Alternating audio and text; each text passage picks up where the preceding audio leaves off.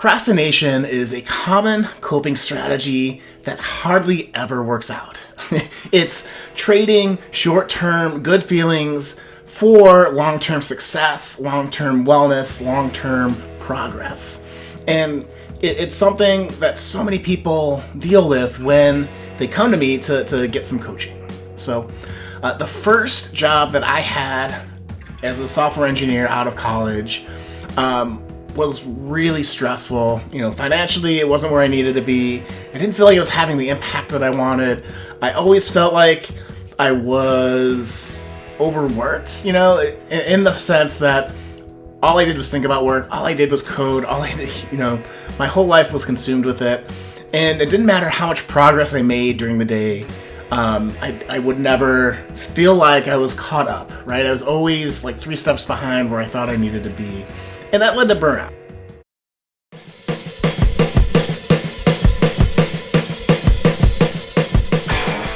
Eventually, I'm like, something needs to change.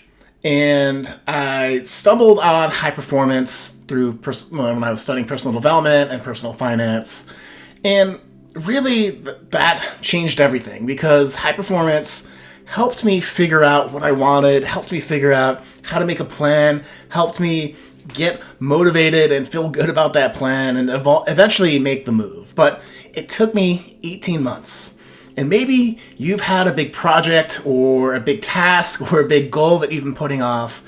And for me, probably for the first year, it was next month I'm going to make the decision to start this idea that I had for a business, to have that impact that I want, to live the life that I really want. Or I'm going to be in a better position next month financially. Like, it'll all be just better, so I should just wait until next month. And then, that month turned into 6 months, turned into a year, and I'm like, why have I not changed?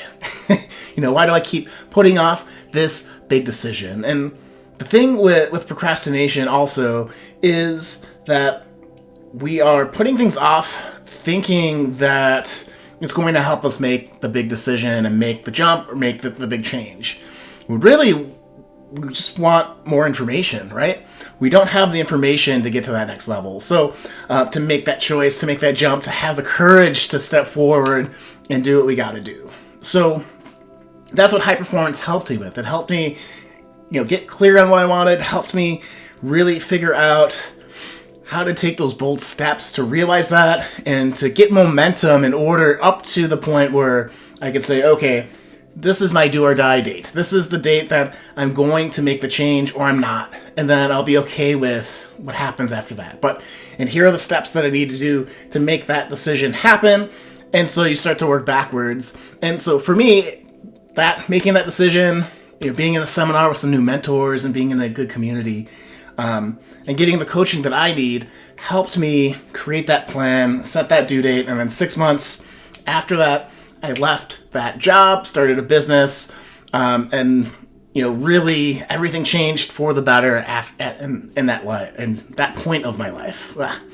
So, what are the 5 reasons why people procrastinate, and what can you do about them? So, I'm going to break this down through the high-performance coaching framework. Again, I have a lot of people that come to me because they've been putting off things, and we'll talk about some of my clients and some stories about each of these points related to my clients. So you get an idea of why certified high-performance coaching is great for helping you overcome that sense of delay and to get into action, okay? So the first thing is there is a delay due to lack of clarity, meaning you don't know what the next steps are, you don't know what the next action is with the full integrity of who you are, your values, your family's values. So when it comes time to act, you waste a lot of energy, a lot of momentum, a lot of excitement trying to figure out those steps. A lot of times you get distracted, or you're like, oh, this is so tough. Time to do something else, right? And that's when the procrastination kicks in. And so that was the case for one of my former clients, Emily. She had, studied. She was working in schools with at-risk kids, doing psychology type stuff, counselor stuff. And she went to school and had spent 4 years being one test away from having an important credential that would help her get paid, help her get access to different types of jobs in the school system. And, she came to me, she's like, I have all these ideas and I just can't seem to get this credential. I can't take the test, I can't study for it, I can't set it up. And so she was really struggling with putting off, like I was talking about before. She's like, oh, next month I'll have more time. My time with my daughter will be different, so I'm going to spend more time with her right now, and so on and so forth. And so we got into coaching. I'm like, okay, what do you really want? And that took a little bit of time to narrow that down. But she's like, I think I want my career to be like this. I want this much time to spend with my daughter. So there's a lot of lifestyle things that we were able to flesh out. And I'm like, what are the steps that'll help you get to that? And it came back to that pesky credential. So what we ended up doing is we're like, okay, like when's the next test? We're going to sign up for it. You can sign up for it, right? And she's like, yes. So she signed up for it. I'm like, okay, how much studying do you have to do in order to make that date in, I think it was 2 months or something in the future? It's like, you should start now. And this is, that's right out the plan. And so she wrote out the plan. And ultimately, that exercise of this is the lifestyle I want. This is why it's important to me. I want more time with my daughter. I want my commute to be different, and so on and so forth. All the things that she said that were important to her. This is the plan. Getting that clarity cleared the path. So all she had to do was show up and study at 4 o'clock in the afternoon or wherever she had put it on her calendar, which I made her do as her coach. And, lo and behold, 2 months happens. She takes the test. She passes the test. She gets her credential. She starts shifting her career around and starts a whole business helping people that are deal with trauma environments, right? So when something bad happens at a school or in the school system, she had a whole process of helping staff and students and faculty members all kind of deal with it together, and had a big, huge ripple effect. And it all happened because she got clarity on where she needed to go and why and how that was aligned with her goals. So that's why we really need to be working on clarity all the time. And that's talking with mentors, that's journaling, it's doing all the things we do in personal development. But, when you are clear with where you want to go, that clears probably 70% of the barriers that get in the way. So what about those 30% of barriers that happen after that? So the second reason why people put things off until the future or delay things is exhaustion. You've been working, you're toiling, you're sweating, you're crying, you're putting in all this effort and you're just wore out, right? And we experience exhaustion for a bunch of different ways. It's burnout. It's not taking care of our bodies. It's not getting enough sleep, having enough water, getting enough exercise, getting enough time in the sun, all those types of ABCs of our physicality, which is something I help all the time in my coaching practice with people figure out ways to just operate on those basics a bit better. But they also, feel a lot of the times, and the clients I work, that they don't have any control over that end of the day. And when I hear that, I always think, let's check in with your habits, right? And it's like one of my former clients, James, who was a rock star at work. He gave everything to his job as an educator. And he'd get home, he'd had 2 kids, and he just would sit on the couch and then until it was time to make dinner. So he took care of dinner for the family, back to the couch. Wife was a little upset. He felt bad that he wasn't helping out more with the kids when he got home because she was stay at home. And he wasn't role modeling the right health habits that he wanted to. So he shared that in our coaching session. And so he came to coaching looking for, how do I get more energy? How do I get rid of this exhaustion so that I can change at home and make, be a better role model for my kids, be a better partner for my wife, and feel like I'm contributing to the family at home. That was what was really important to him. And so overcoming that exhaustion of giving your all during the day is something a lot of people struggle with. And so if that's you, I'm cheering you on, just like I cheered on James. And ultimately, through the coaching process, it was, what are some little wins we can do? And what are some little shifts we can do to shift your health, right? To shift your exercise. Because that was the point that was really kind of the big point of contention for him. It was not consistent. So having a sense of discipline in his health was the big thing we worked on. And he came again to who are you role modeling for? He's like, I want my kids to live healthy lives. I want them to have healthy habits, which is very noble. So we celebrated that. And we said, okay, like, how can you better role model? And that question, with him kind of brainstorming what to do, he's like, my oldest kid has a sticker chart, and he lives and dies by that sticker chart for good behavior at school.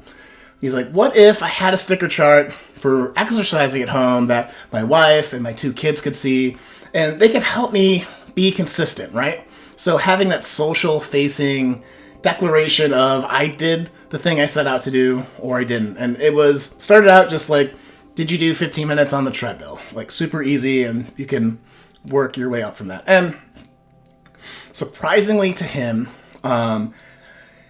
it worked, right? So he has, been going 2 years now, consistent with workouts, because he has that sticker chart for his workouts on the calendar.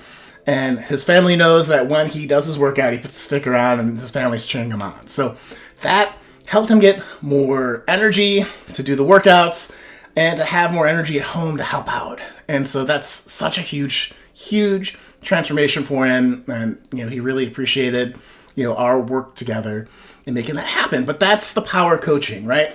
Sometimes you need someone to push you a little bit to help you generate some ideas that will really help propel you and get the success that you want. So that's the second reason why people tend to procrastinate, and how you can work through it is sometimes it's that social declaration of what you want to do.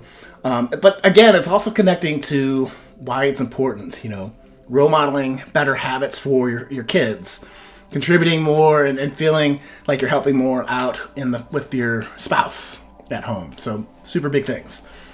Third thing that prevents people from taking action right away or getting into procrastination is fear of change, right? And so sometimes, in high performance, we talk about 3 different types of fears. This is something that we talk about in some of the worksheets that we do in certified high performance coaching. But there's 3 different types of fears, right? At the high level, there is loss fear, there's process fear, and there is outcome fear, right? So loss fear is just simply being afraid that by starting something new or making a change, you're going to lose something that you like or really love. So if I'm going to start running marathons and taking my health more seriously, the change, then I'll lose the ability to eat cookies and pizza every day. Something I love that's maybe not good for me. So in that particular example, that's loss thing. I'm going to be giving up some foods that I like to be healthier, to put it another way. So how do you deal with loss fear? You got to focus on what you gain. And sometimes it can be really hard when you feel that fear to find your way through that. But again, that's why you need a coach. You need someone that's cheering you on, that has your best intentions and your best future in mind, to help cajole you, to help you explore that skillfully so that it doesn't hold you back. So you get out of that procrastination loop. The second type of fear that people have is process fear, that if I'm going to train for a marathon, that running and training up to get to those 26.2 miles is going to be so terrible that it's not even going to be worth it, right? And so in those instances, it's really, again, shifting your focus and shifting your psychology to think, what will I learn along the journey? What will it's again another way of saying what will I gain, but what will you learn by going through this process? And is that worth it? It could be like, maybe I don't actually run the race, but I learn how to commit and be disciplined for 3 months to something that I don't like or something that hurts or whatever that is. It's different for everyone. And that's, again, why you need a coach to kind of help talk that through that. But, having that shift in mind can help you, like, oh, I'm going to learn all these cool things. It's going to make me a better person with more skills or whatever type of intrinsic or extrinsic rewards that you look. Having that aligned can really help you break through that. The third type of fear that we all deal with is outcome fear. So in the marathon example, if I get over the finish line and accomplish the thing, it's not going to feel as cool as I want it, And I think in James's example that, he knew that the journey would be good for him. He had a little bit of process fear, like, oh, I'm going to be giving up quiet time or time to rejuvenate. But ultimately is like, what happens if I do this and there's nobody to celebrate with, right? There's no recognition of the hard work I did except for what, I did myself. But that's not motivating, right?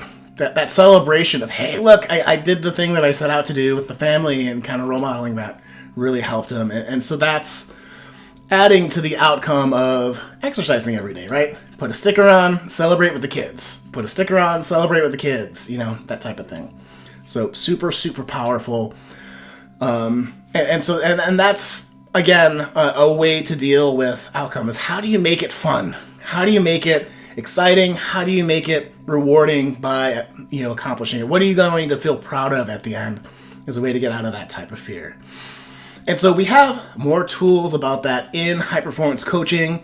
If you are curious about, maybe you're putting something off and you need a little bit of help, below is a link to get a free 1-hour strategy session on high performance with me where we go through the certified high performance coaching process. And so, like each of these stories, I'd love to be able to highlight you in a future video, but more importantly, I'd love to show people the process. So if you are game, then the link below, you can sign up for a free 1-hour strategy session. You go through, you do an application, which is partly for me to understand where you're at, to know what we need to focus on, to make the session go really well.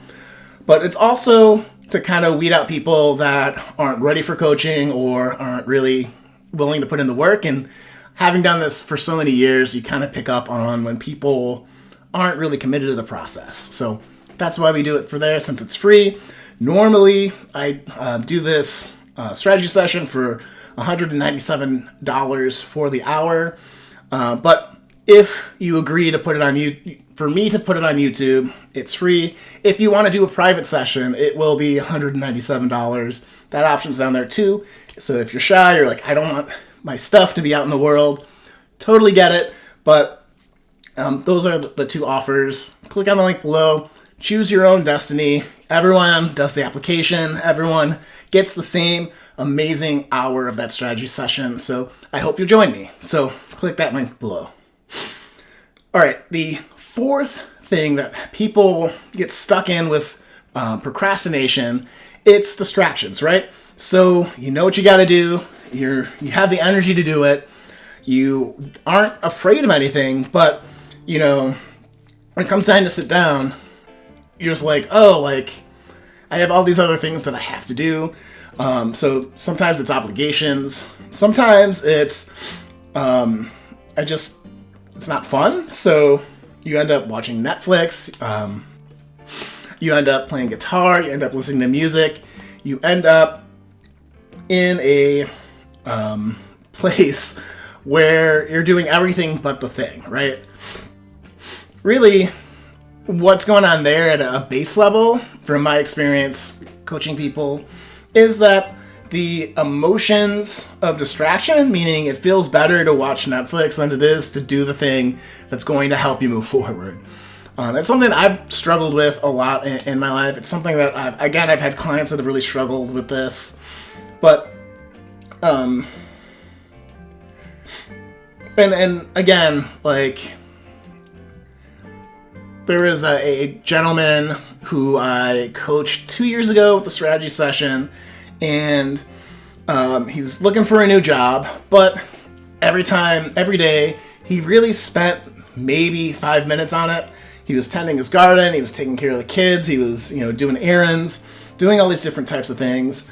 And for him, what really needed to change was, putting time on the calendar. He's like, I have 3 hours each day, 1 hour in the morning, 1 hour after lunch, 1 hour before dinner, where I'm going to be reaching out, working on my resume, sending it out, replying back, going through the process, and marking those times on his calendar is what really shifted things for him. So, asking him the question, like, how can we make sure that you're doing, at least 1 hour of work on this? He's like, well, if I'll put it on my calendar, it'll get done. I'm like, oh, is it on your calendar now? He's like, no. I'm like, okay, put it on your calendar. Now, then the pushy part of high performance coaching is, how can you, double down on making that more effective? And he's like, well, I could probably do, an hour before lunch, an hour before dinner. I'm like, okay, put that on the calendar. You have 3 hours every day where you're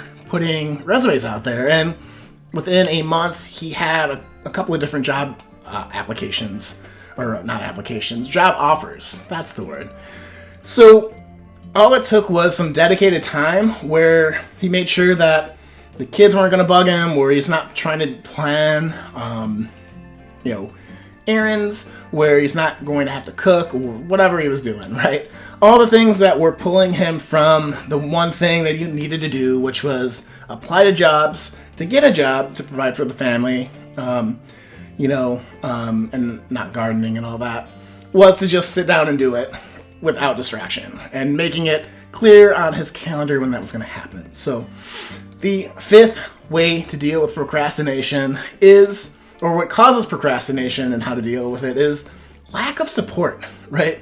Sometimes we put off doing things, big life things, talking about the big things we want to do and get out in life because we don't think our spouse is going to support us. Or we don't think our peers are going to cheer us on. They're going to make fun of us, or we're going to look silly, or it's scary, and what if you fail and you don't have a safety net, and on and on and on and on. And this is why it's so important to find your community, find the people that are cheering you on, finding the people that are that positive influence and maybe have led the way before, or have a different perspective from you, so that when you have those times when you stumble, that they're there to help you problem solve, right? It's not to be like, oh, and especially in coaching, it's not like, oh, that stinks so bad that your wife or your husband doesn't think you should switch jobs because you're miserable, That's not coaching. Coaching is like, okay, like, what are you going to do about it? Essentially, it's like, okay, this makes you miserable. You're not going to maybe get some buy-in with your spouse, but what are you going to gain from making the change? Okay, how are you talking about that with your family? That's role play. How would you talk about that with your family? And then you do the role play. And, for me, you're talking about, that time when I left my corporate gig and it took me 18 months, that time in about a year when I went to that seminar, got around a new mentor, got around people that had left jobs, that had started businesses, that were really making a difference in their life, helped one inspire me, right? Like, oh, other people have done this, I can do it, right? And these people are way smarter than I am, but there's also people that weren't as smart as I was, so I took a note of that, and I'm kidding, right? But there were people that seemed like they were everyday folks that were like me, that had accomplished it, and so that was inspiring, right? In that particular case of leaving your corporate gig that was comfortable, starting and striking out on your own, which is a little scary, but really exciting too. So, so they led the way. When I had doubts or had questions like, how did you plan to leave your job? And, there's so many different pieces of advice. But the big one that came out from that community of being in that seminar and talking to other folks was, when is your do or die date? When's the deadline? when you're going to either have all the information that you have and you're going to go, I'm leaving, or you're going to have all the information you're ever going to get and you're going to be like, no, this isn't right for me. And he's like, pick that date, stick to that date, and work backwards from that date. And like I told you in that story earlier. And so that's what ended up happening, and it worked, And that trick of setting a solid deadline, I kept pushing and procrastinating and delaying when I was going to make the decision to leave or not, helped me get a sense of clarity, helped me from getting distracted, helped me from letting the fear overcome and pushing it away out of fear or because I was tired and not taking care of myself. It's like, okay, I know that if I'm going to do this, I'm going to need this much money in the bank. I'm going to need this to be happening and this to not be happening and all that stuff. And so it just became do I have all these conditions met? Yes or no? And that was the power of that support in that community. When I was freaking out after I left my job and was like, what have I done? It was people from that seminar that are like, hey, this is normal. Like, you're going to freak out. You're going to not freak out. If you're going to be engaged in high performance, it's going to be, how are you managing that stress so you're not stuck for a whole month, holed up in your bed in the fetal position crying, right? So how can you handle that in a way where you're not getting sucked into that negative emotion so you can do the work that you need to do that'll make you successful? And so, again, those are 5 different ways that people procrastinate and what to do about them. Again, get clear on what you want, who you are, what you're doing. Manage your energy effectively. Have courage and take bold actions towards the things that you really want, the transformations that you want.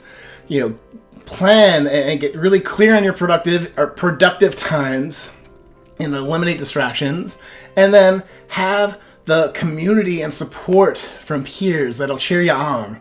And so these are the 5 areas of high performance, right? So when we do that strategy call that I referenced a little bit ago, that's what we'll talk about on the call. When you go through that application, you're going to rate yourself on your clarity, energy, courage, productivity, and influence. And that's going to guide that conversation that we'll have on YouTube or privately, depending on how you choose your adventure. So make sure to watch the next video in this series. I'm going to go over a couple of more common topics in why people get coaching, just to kind of highlight some former clients, some ideas, show you how this high performance process works. Again, because all those points on what prevents people from taking action today and getting into procrastinating is that they're not doing these 5 things in high performance.